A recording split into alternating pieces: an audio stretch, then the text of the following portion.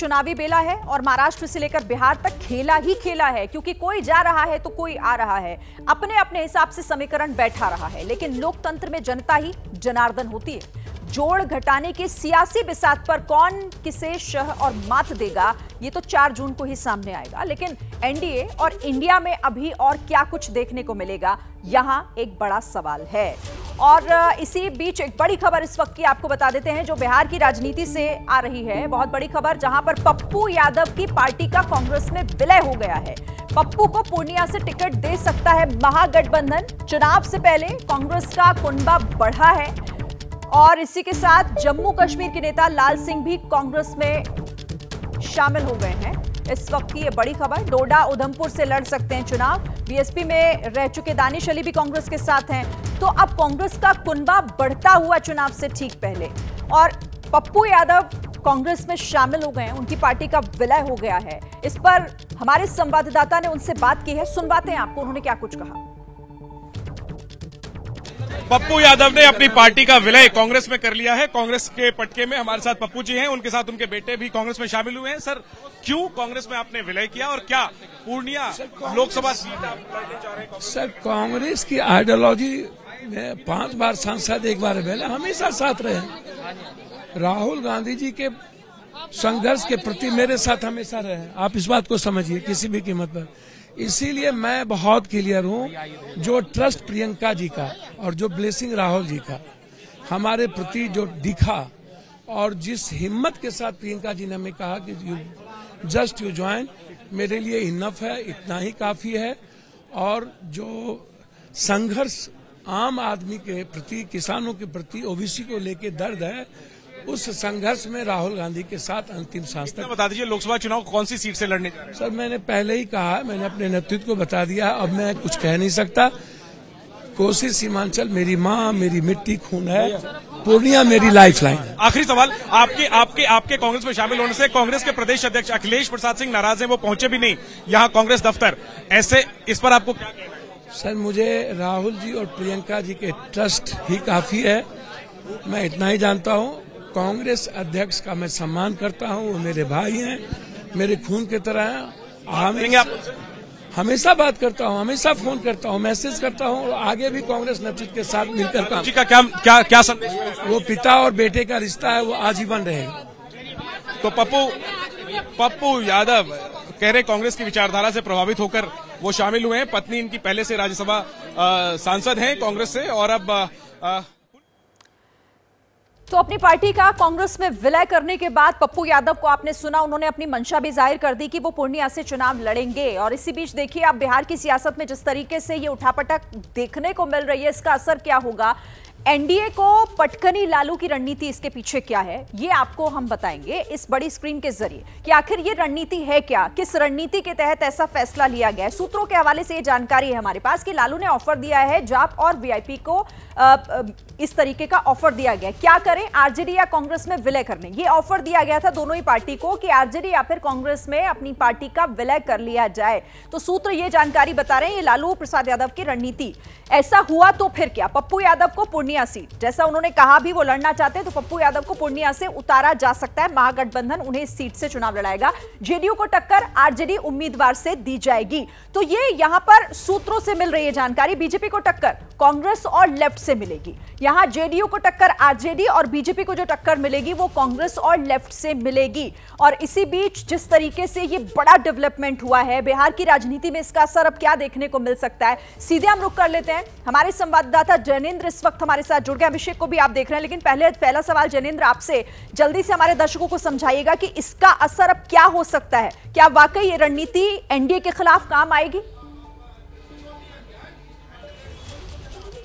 देखिए, निश्चित तौर पर पप्पू यादव एक बहुत कद्दावर नेता हैं और वो क्षेत्रीय पार्टी अपनी एक चला रहे थे, जन अधिकार पार्टी। हालांकि उनकी पत्नी रंजीत रंजन कांग्रेस की राज्यसभा सांसद हैं, वो कांग्रेस के लंबे समय से संपर्क में थे। लेकिन लालू यादव, तेजस्वी यादव की तरफ से कहीं ना कहीं पप्पू यादव को लेकर वीटो था, और इसी वजह से उनकी कांग्रेस में वापसी नहीं हो पा रही थी। कांग्रेस के प्रदेश अध्यक्ष अखिलेश प्रसाद सिंह भी पप्पू यादव की वापसी कांग्रेस में नहीं चाहते थे, और इसी वजह से लंबे समय से पप्पू यादव की जो कांग्रेस में ज्वाइनिंग है वो अटकी हुई थी। लेकिन पर्दे के पीछे पीछे बड़ी भूमिका निभाई है प्रियंका गांधी ने।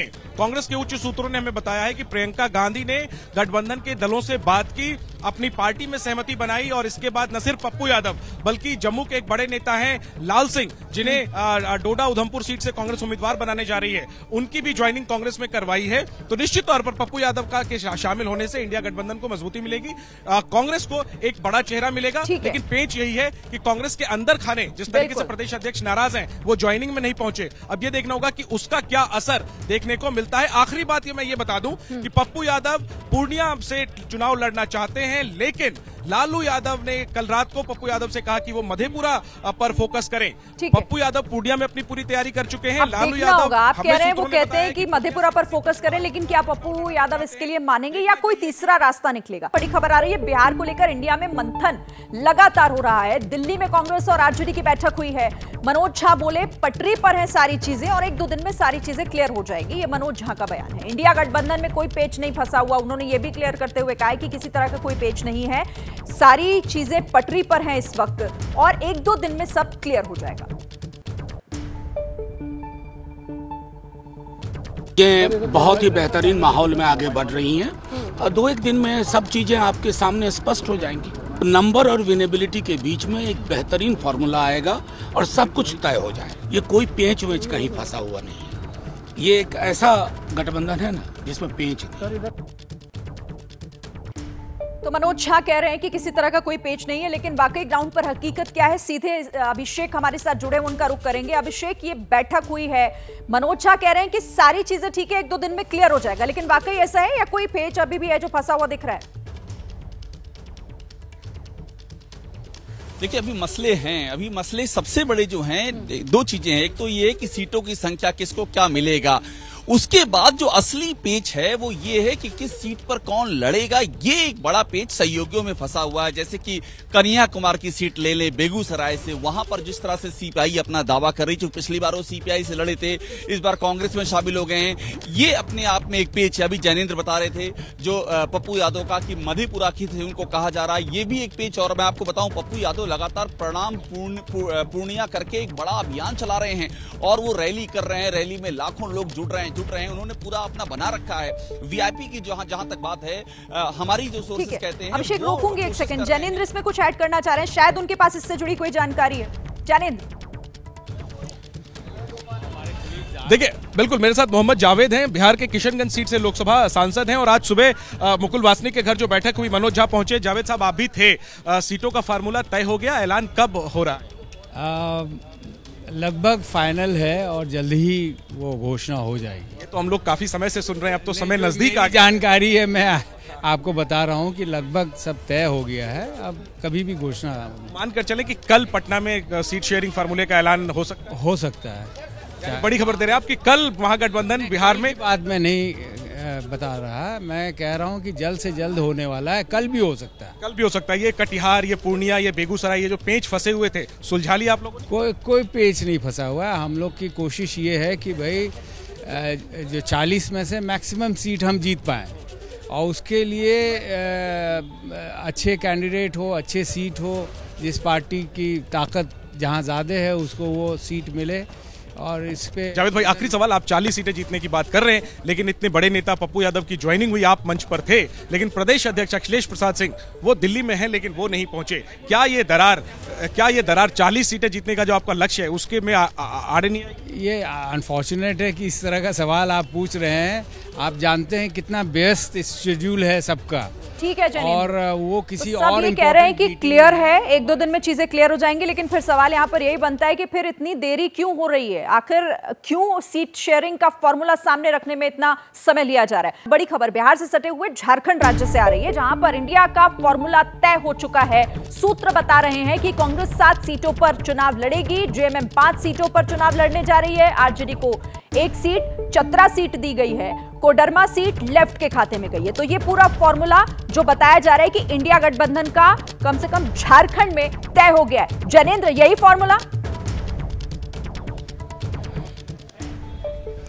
बिल्कुल यही फार्मूला है। और जिस तरीके से बिहार में आरजेडी कांग्रेस को ज्यादा सीटें देने को तैयार नहीं है। झारखंड में आरजेडी 2 सीटें मांग रही थी, कांग्रेस 1 से ज्यादा देने को तैयार नहीं थी। खैर अंदर खाने बात अब बन गई है। 7 सीटों पर झारखंड में कांग्रेस लड़ने जा रही है, 5 पर जेएमएम लड़ेगी, 1 सीट आरजेडी के लिए और 1 सीट सीपीआईएमएल को दी गई है। सीपीआईएमएल पिछली बार ये जो अलायंस है कांग्रेस जेएमएम आरजेडी अलायंस, इसमें शामिल नहीं था, लेकिन इस बार सीपीआईएमएल को भी शामिल किया गया है और इस तरीके से सीटों का बंटवारा किया गया है। हमें उच्च सूत्रों से जानकारी मिली है कि संभव है कि 1 से 2 दिन में औपचारिक तौर पर रांची में इस सीट बंटवारे का जो फार्मूला है, जो हम बता रहे दर्शकों को 7-5-1-1, इसका ऐलान कर दिया जाएगा और झारखंड को लेकर औपचारिक ऐलान 1 से 2 दिन में हो जाएगा, लेकिन यही लगभग फॉर्मूला जो है वो फाइनल है। आप रहिएगा मेरे साथ, आपसे मैं बात करूंगी आगे। लेकिन हाजीपुर में चाचा भतीजे में मुकाबला संभव है, बड़ी जानकारी इस वक्त निकलकर सामने आ रही है हाजीपुर सीट को लेकर। चिराग पासवान जो कह रहे हैं कि हाजीपुर से चुनाव लड़ूंगा, सीट बंटवारे का आधार जनाधार होता है। चाचा पशुपति पारस को लेकर चिराग ने कहा कि पापा की जगह वही मेरे पापा थे।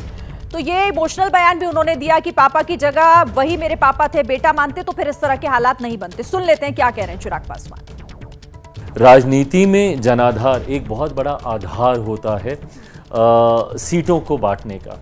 ऐसे में अगर गठबंधन को ये लगा कि उनके पास वो जनाधार नहीं है, उस हिसाब से उनके लिए वो फैसला लिया गया। पर हाँ, मेरी पूरी मेहनत ईमानदारी से मेरी सीटों को हासिल करने की। अभिषेक से इस पर बात करते हैं। अभिषेक, यानी हाजीपुर में ये मुकाबला जो चाचा भतीजे के बीच देखने को मिल सकता है, इसकी संभवता अब ज्यादा समझ आ रही है। चिराग पासवान ये कह रहे हैं कि वहीं से चुनाव लड़ेंगे।